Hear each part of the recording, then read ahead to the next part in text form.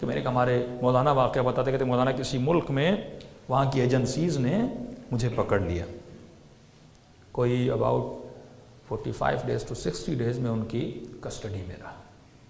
کب بے گناہ مجھے پکڑا، کسی نے الزام لگا دیا اور شک ہو گیا ان کو، تو مجھے کال کوٹھڑی میں لے گئے، بالکل بند کمرہ جہاں پہ صرف انسان سو سکتا تھا۔ کہ مجھے سلاتے تھے سیدھا، یہ ہاتھ بھی باندھتے تھے، یہ ہاتھ بھی باندھتے تھے، میرے پاؤں کو باندھ دیتے تھے اور پاؤں کے جو تلوے ہیں وہاں مجھے مارتے تھے۔ کہا وہ درد میں بتا نہیں سکتا کہ مجھ پر کتنی تکلیف گزری، لیکن کہا صرف اتنا بتاؤں کہ اتنا مارتے تھے کہ میرے پاؤں سوج جاتے تھے اور میرے ناخن پاؤں سے نکل آتے تھے، لیکن کا خدا پر یقین تھا، میں بے گناہ ہوں، کوئی ہے جو بچانے والا ہے، کوئی ہے اس کائنات میں جو دیکھ رہا ہے کہ میں مظلوم ہوں۔ تو لہذا جب چوٹ لگتی تھی تو میں زبان سے یہ ذکر جاری ہوتا تھا، یا فاطمہ الزہرا۔ جتنا مارتے تھے میں بس بیوی کو یاد کرتا تھا، بیوی کو کیوں کرتا تھا مجھے نہیں پتا، کہ میری الفت تھی جناب سیدہ سے۔ کہ مولانا بڑے زور سے میرے ہاتھوں کو باندھ کے جاتے تھے، پاؤں کو باندھ کے جاتے تھے، اور کئی گھنٹے مارنے کے بعد ایسے لٹا لیتے تھے کہ بڑی تکلیف ہوتی آدمی ایسے سیدھا لیٹا رہے۔ جب وہ دروازہ بند کر کے جاتے تھے میں یا زہرا کرتا تھا، میرے ہاتھ کھل جاتے تھے، پھر ہاتھوں کو پیچھے لگا کے یہاں پہ جو انہوں نے بیلٹ باندھا ہوتا تھا میں وہ کھولتا تھا، پھر میں کمر کو سیدھا کر کے بیٹھتا تھا، پھر جب وہ آتے تھے میں ایسے ہی سو جاتا تھا کہ ان کو پتہ نہ لگے۔ کہ 45 دن مجھ پہ یہ ظلم ہوتا رہا، لیکن کتنا صبر کروں، انسان کا صبر بھی جواب دے جاتا ہے۔ کہ وہ دن تھے ایام فاطمیہ کے، 3 دن کے بعد سیدہ کی شہادت آنے والی تھی۔ میں نے اس وقت بی بی سے التجا کی، میں نے کہا بی بی اگر آپ کا شیعہ ہوں تو اپنی شہادت سے پہلے مجھے بچاؤ گے، میں سمجھ جاؤں گا کہ آپ مجھ سے راضی ہو، لیکن بی بی اگر شہادت کے دن گزر گئے اس کا مطلب مجھے یقین ہو جائے گا میں آپ کا شیعہ نہیں ہوں، آپ مجھ سے راضی نہیں ہوں۔ دل برداشتہ ہو گیا کہ یہ کہہ کر میں سو گیا۔ خواب کے عالم میں کیا دیکھتا ہوں کہ میں ایک جہاز کے اندر ہوں اور اس جہاز سے اترتا ہوں، ایک ایئرپورٹ ہے، ایک شخص مجھے لینے آیا ہے، وہ اپنے گھر لے کر جاتا ہے، رات کو سلاتا ہے، میرے لیے دودھ لے کر آتا ہے، ایسی کو آن کرتا ہے، ایسی بھی دیکھ رہا ہوں، روم دیکھ رہا ہوں، سارا منظر، آنکھ میری کھل جاتی ہے۔ تعجب کیا، یہ کیسا خواب تھا جو میں نے دیکھا۔ اٹھ کے بیٹھ جاتا ہوں، جب دیوار کے پیچھے دیکھتا ہوں زندان، چھوٹا سا زندان کال کوٹھڑی، اس دیوار پر خوبصورت ترین الفاظ میں کچھ لکھا ہوا ہے۔ زندگی گزر گئی میں نے اتنی حسین ہینڈ رائٹنگ نہیں دیکھی۔ لکھا ہوا بسم اللہ الرحمن الرحیم، جو بھی اس زندان سے آزادی چاہتا ہے، جو بھی اس کال کوٹھڑی سے نکلنا چاہتا ہے، وہ 540 یا 45 مرتبہ یہ ذکر کرے۔ کہ مولانا ذکر یہ تھا، اللہم انی اسألک بحق فاطمۃ و ابوہا و وحلہا و بنوہا و سر المستودع فیہا۔ کہ میں نے فوراً 540 مرتبہ 45 مرتبہ وہ ذکر کرنا شروع کیا۔ کہ ذکر ختم ہوا، 1 گھنٹے کے بعد دروازے پہ دستک ہوئی۔ میرا نام لے کر کہا کہ فلاں صاحب آپ آزاد ہو۔ ایک لیٹر مجھے دیا جس میں معذرت بھی لکھی ہوئی تھی، ہم نے آپ کو غلطی سے پکڑا تھا، ہم آپ سے معذرت چاہتے ہیں، آپ آزاد ہیں۔ کہ باہر نکلا، میرے بیوی بچے کھڑے تھے، میں ان سے ملا، مولانا میں کراچی آ گیا، لیکن ابھی تک میرے خواب کی تعبیر نہیں ہو رہی۔ فوراً آنے کے بعد میں نے گھر میں ایک بینر لگایا اور 3 دن جناب سیدہ کی مجلس کروائی، اور بینر پہ لکھ لیا یہ مجلس وہ کروا رہا جسے سیدہ نے آزاد کیا ہے۔ کہتا ہے کراچی پہنچا، اور پہنچنے کے بعد ایک مولانا تھے افریقہ میں، انہوں نے فون کیا کہ مولانا رمضان کی مجالس کے لیے ٹائم ہے، آپ کو افریقہ بلانا ہے۔ میں نے کہا ٹائم ہے، کہا جائیے یہ ٹکٹ ہے، 2 دن کے بعد آپ کی فلائٹ ہے، جلدی آ جائیے، آپ کا ویزا سب کچھ۔ کہ جہاز پہ چڑھا، جیسے جہاز سے اترا تو میں نے وہی ایئرپورٹ دیکھا جسے میں نے خواب میں دیکھا تھا، وہی شخص مجھے لینے آیا جو مجھے خواب میں دکھلایا گیا تھا، اسی کمرے میں سلایا گیا جس کو میں نے خواب میں دیکھا تھا۔ اب میں رات کو رو کر کہنے لگا سیدہ کہاں سے اٹھا کر تو نے کہاں مجھے بھیجا ہے؟ مولانا وہ دن اور آج 25 سال ہو گئے، 25 سال میں اسی ملک میں ہوں، اور میرے توسط سے سیدہ نے کئی لوگوں کو شیعہ بنایا ہے۔ ایسے ایسے گاؤں میں لے گئے کہ جہاں پہ کشتیوں کے جانے کا راستہ بھی نہیں، پیدل بھی انسان مشکل سے پہنچے، جہاں سے جہازوں سے لوگ چھوٹے ہیلی کاپٹر لے کے وہاں پہ جاتے ہیں، کرافٹ لے کر، اور اس جنگل میں دیکھو گے ایک مسجد ہے، اس مسجد میں 25 لوگ ہیں جو جناب سیدہ کا ماتم کر رہے ہیں۔ وہ جانتے ہیں جس انسان میں قابلیت اسے کہاں سے کہاں لے کر جانا ہے۔ اسی طرح دعا کیا کرو کہ یہ نگاہ سیدہ ہمارے وجود میں آ جائے، لیکن یہ کب ہوگا؟ جب اتنی مصیبت میں بھی اس نے سیدہ کو یاد کیا۔ یہ بڑی بات ہے، خوشیوں میں یاد کرنا، مجلسوں میں آ کر یاد کرنا بڑی بات نہیں ہے۔ جب اشد ترین مصیبت میرے اوپر آتی ہے، بیٹا مر جاتا ہے، تنگ دست ہو جاتا ہوں، دنیا جہاں کے راستے بند ہو جاتے، سامنے صرف موت اور بدبختی نظر آتی ہے، اس وقت اگر اہل بیت کو یاد کرو، تب امام رضا فرماتے ہیں اپنی چھوٹی سی چھوٹی بات بھی ہمارے ساتھ کیا کرو۔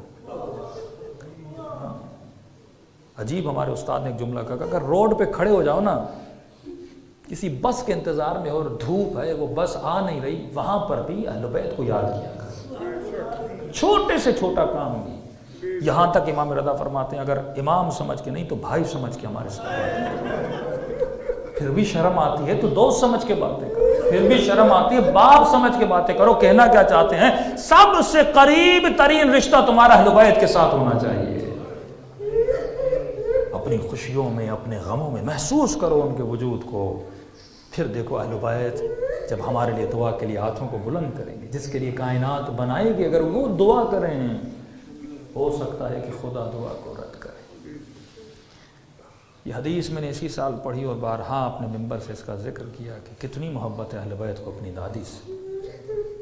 چھٹے امام کا زمانہ ہے، امام کے پاس ایک صحابی دوڑا دوڑایا، مولا آپ کا ایک چاہنے والا ہے، اسے سپاہی لے کر گئے ہیں اور ہو سکتا ہے اس کا گلا کاٹا جائے۔ امام نے کہا کون سے جرم میں پکڑا گیا اسے؟ تو مولا کوئی بڑا جرم نہیں کیا، پھر کیوں پکڑا؟ کہ مولا راستے سے جا رہا تھا، چلتے چلتے اس بیچارے کا پاؤں پھسلا تو پہلو کے بل وہ زمین پہ گرا،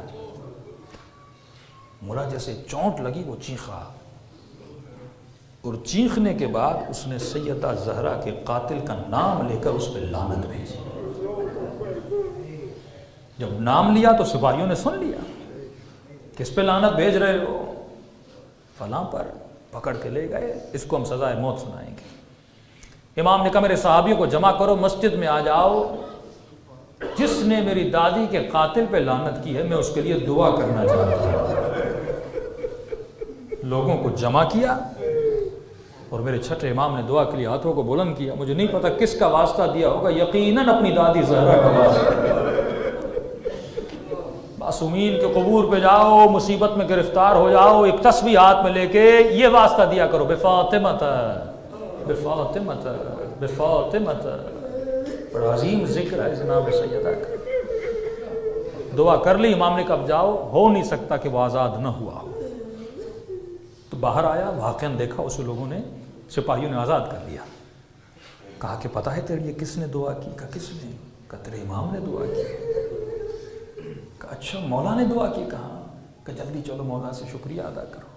آیا امام کے پاس، امام نے بٹھایا، امام نے ایک سوال کیا کہ یہ بتا، لاکھوں لوگوں کو چوٹیں لگتی ہیں، میری دادی کو تو یاد نہیں کرتے، تو جب گرا تو نے میری دادی کے قاتل کو کیوں یاد کیا؟ کہ مولا میں نے آپ ہی سے سنا ہے کہ سیدہ کی پسلیاں ٹوٹ رہی تھی۔ مولا جب زمین پہ گرا چوٹ میرے پہلو میں لگی، مولا پسلی بھی نہیں ٹوٹی تھی لیکن تکلیف بہت ہوئی، یہی سوچ کے رو رہا تھا، ارے تیری پسلی نہیں ٹوٹی اتنی تکلیف ہے، نبی کی بیٹی کی پسلیاں ٹوٹ گئی۔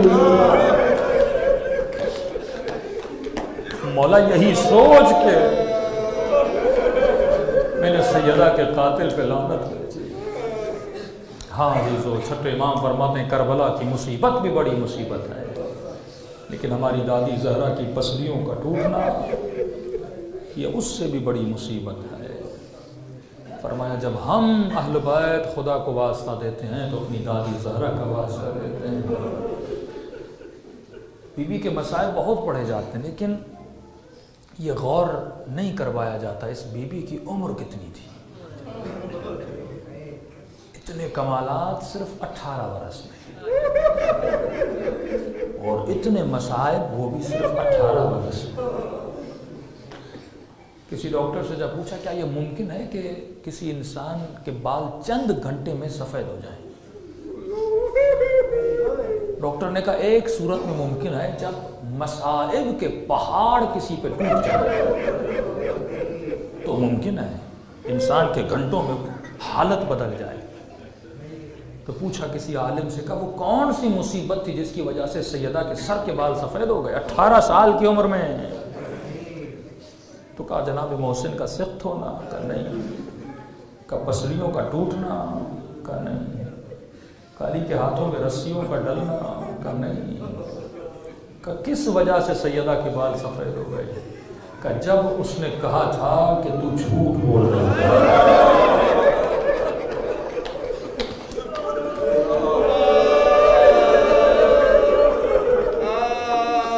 جس کی گواہی میدان مباہلہ میں خدا قبول کرے،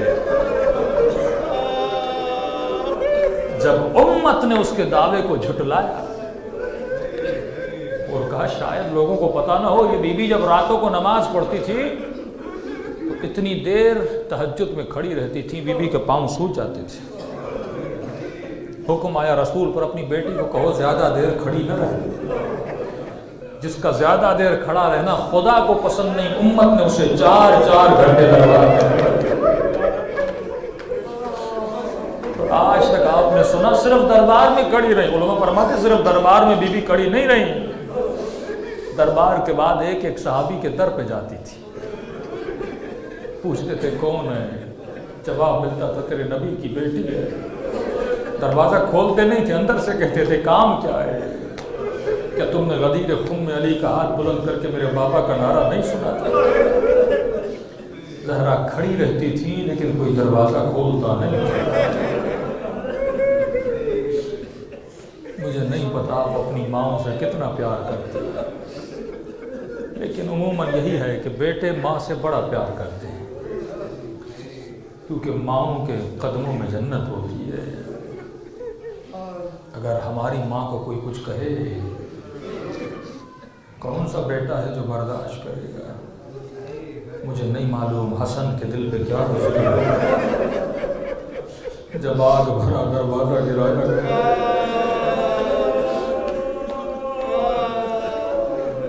فرمایا مولا جب بھی مسجد جاتے تھے ایک لمبا راستہ لیتے تھے، صحابی نے کہا مولا یہ راستہ قریب ہے، یہیں سے مسجد چلے۔ امام فرماتے میں جانتا ہوں قریب ہے، لیکن اے مومن اس راستے میں اس کا گھر ہے جس نے اماں پہ دروازہ گرایا۔ جب بھی اس کو دیکھتا ہوں مجھے میرے اماں کی آہیں یاد آئے۔ عزیزو حسین کی یتیمی کے دن ہے، سیدہ زینب کی یتیمی کے دن ہے،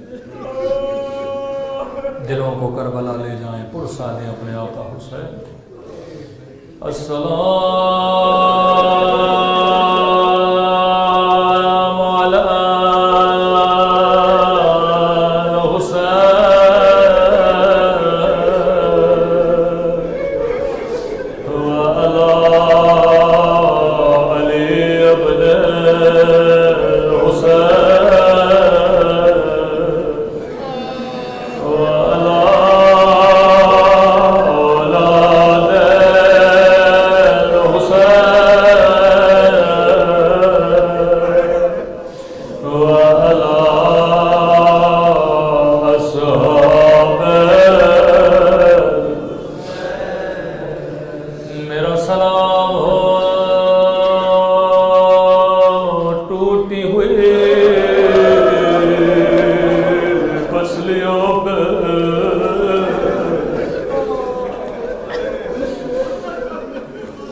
سلام ہو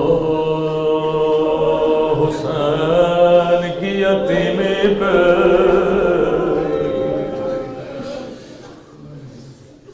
علی و بلال علی کے در پہ آئے، نبی کے جانے کے بعد بلال مدینے میں نہ رہا۔ اللہ کسی چاہنے والے کو یہ منظر نہ دکھائے جیسے سیدہ کے در پہ پہنچے کیا دیکھا، دروازہ جلا ہے۔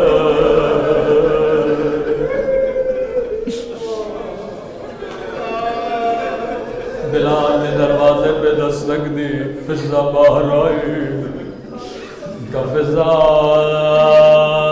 یہ دروازہ کیوں جلا ہے؟ فضا میرے مولا کی خیر تو ہے۔ اب فضا بتائے تو کیسے بتائے؟ فضا کے بتانے کا اپنا طریقہ تھا کہ بلال یہ بتا، جب تو غلام تھا تجھے وہ وقت یاد ہے؟ کہ فضا میں کیا پوچھ رہا ہوں، تو کیا پوچھ رہی ہے؟ کہ بلال بتا وہ وقت یاد ہے؟ کہ ہاں فضا۔ کہ بلال تجھ پہ بڑا ظلم ہوا تھا۔ کون سا ظلم فضا؟ کہ بلال ظالموں نے تیرے سینے پہ پتھر رکھا تھا۔ بلال تجھے وہ پتھر یاد ہے؟ کہاں حافظہ؟ بلال تیری پسلیاں ٹوٹی تھی۔ حافظہ کہنا کیا چاہتی ہو؟ کہ بلال زہرا کی پسلیاں ٹوٹ گئی۔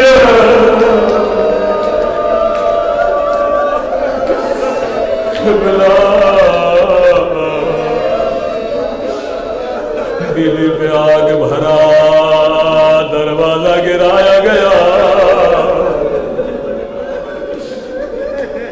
فضا گھر جاؤ، سیدہ کو میرا سلام دو، اگر کوئی خدمت ہو بلال کرنے کے لیے تیار۔ بی بی نے کہا علی جاں بلال کو کہو بابا کے جانے کے بعد میں نے بلال کی اذان نہیں سنی۔ مولا نے کہا بلال سیدہ کہہ رہی ہیں اذان دو۔ کہ مولا میں نے خود سے وعدہ کیا تھا نبی کے جانے کے بعد اذان نہیں دوں گا، لیکن میں سیدہ کی بات کو ٹھکرا نہیں سکتا۔ بلال سلام ہو تیری معرفت پہ، ارے انہوں نے سیدہ کو 4 گھنٹے دربار میں کھڑا رکھا۔ بلال مسجد کے چھت پہ گیا، اذان دینا شروع کی، اللہ اکبر۔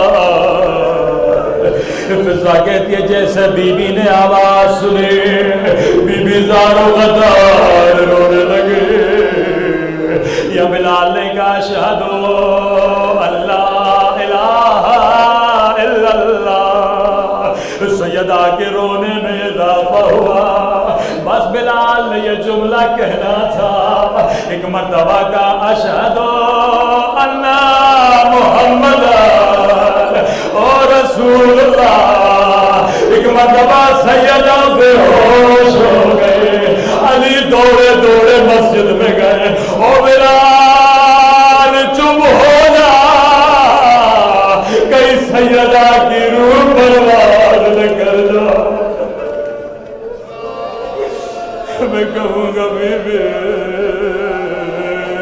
میری جان آپ پہ قربان، آپ نے بابا کا نام سنا، آپ نے برداشت نہیں کیا۔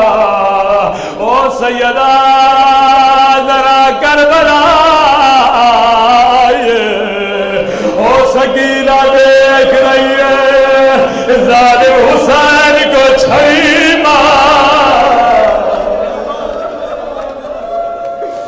مجھے نہیں معلوم وہ سکینہ کے دل میں کیا گزری ہوگی.